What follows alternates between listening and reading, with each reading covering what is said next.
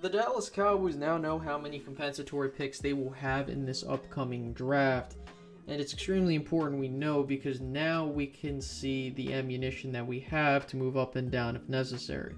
We're also going to talk about draft strategy as of right now and what I think the Cowboys have the ability to go after and what they should do, what they shouldn't do.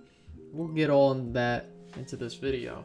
But with that being said, if you guys haven't done so already, by all means leave a like on this video. It doesn't take too long to do and helps the channel out so much.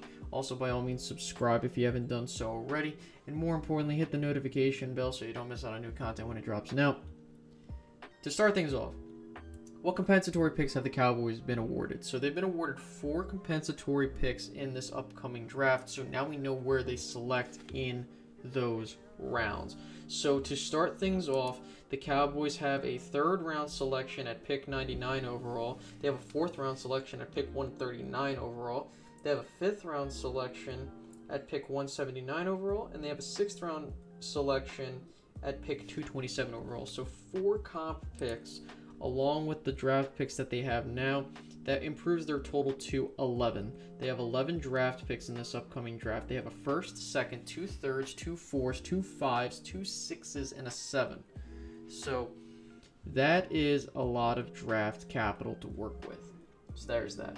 In case you're wondering where the Cowboys got those draft picks, they got the 3rd round selection from Byron Jones, the 4th round from Robert Quinn, the 5th rounder from Randall Cobb, and the 6th rounder from Jeff Heath. So now that we know that, I think what's more important is what do the Cowboys do with this draft capital? And if you were to ask me as of this recording right now, what should be the draft strategy? Now, I know in my mock drafts, I've been drafting a lot of defensive players to the Dallas Cowboys, but we also have to keep in mind that there was a comment said by Stephen Jones regarding the whole situation when it comes to the draft.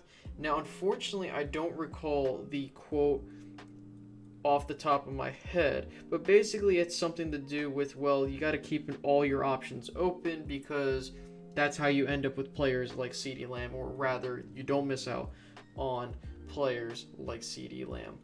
So, with that being said, I think it's extremely important that the Cowboys keep their eyes all the way open. They should not look and be like, hey, we can't have this player, or we can't have this player.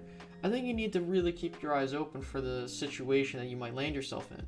The Cowboys are in a prime position at pick 10 because you have teams that really need quarterbacks that could possibly trade up.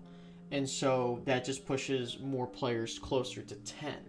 You have talk of Rashawn Slater being tackle number 1. So he might end up pushing Penei Sewell down the board. There is a possibility that, one of the top, offensive weapons, like whether it be a Kyle Pitts, a Jalen Waddle, maybe a Jamar Chase because he was an opt-out, stuff like that.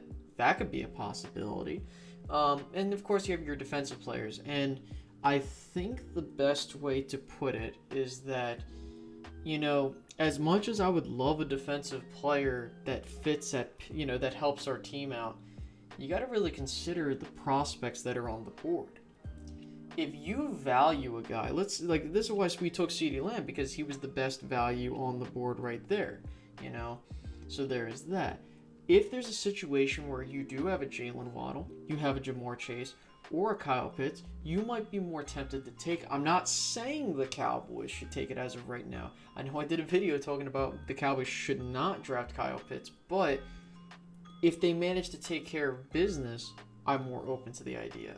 So I'm going to plant the seed right there.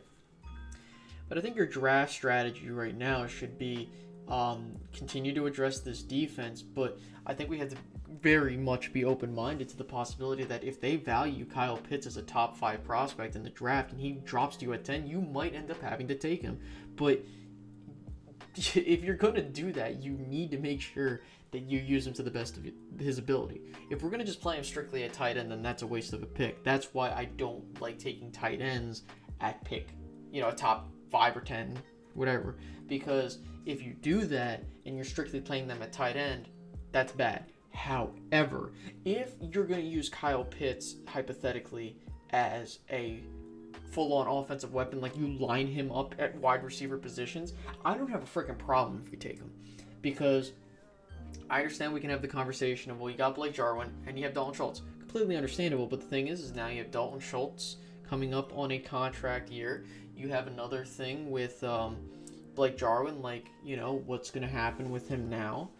And, you know, you can always look to upgrade, okay? So whether it ends up being Kyle Pitts or you get another weapon on offense or it's an offensive lineman, I think we need to be understanding that just because we take an offensive player with our 10th pick, it doesn't mean it's a wasted pick.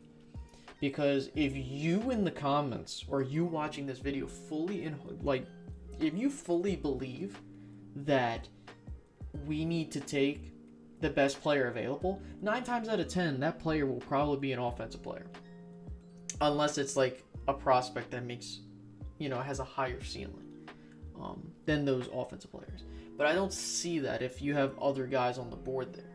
So we'll see what happens in that regard. Now, in terms of how the Cowboys can move up and down, I think if the Cowboys were to move down, there are players they could take. Can I see them moving up? I really don't see it, to be honest with you. I don't see the Cowboys moving up. That's not something they usually do. Not in the first round, that is. But later rounds, possibly. I don't know how they value certain prospects. They're starting to go do some visits. I think they just visited with some Texas players. Didn't see who it was, but they're looking. So they're starting to look. And the fact that we don't know what the Cowboys are doing yet, I think is a good thing because I feel like they're actually looking at all the options. So there's that. But overall, I do believe that the Dallas Cowboys will be looking in terms of, you know, having that full-on holistic conversation, which I hope they do. You know, because then, you know, if this is the new norm of they're just going to take the best player on the board regardless of position, unless it's besides a quarterback, okay, I respect that. Because I feel like that's a much better use of draft capital. You know, I like the whole, you know, you build the team through the draft and all. That's cool. I agree with that, but you need to flex through free agency. The Cowboys are primed to do it. Will they? I don't know. But, yeah, I think I'm very excited to see, hopefully, what the Cowboys can do. But I'm not getting my hopes fully up because of knowing this team. But, yeah, I think that's a pretty good, you know, note to end it on. So, if you guys haven't done so already, by all means, leave a like on this video, as well as subscribe if you're new and hit the notification bell.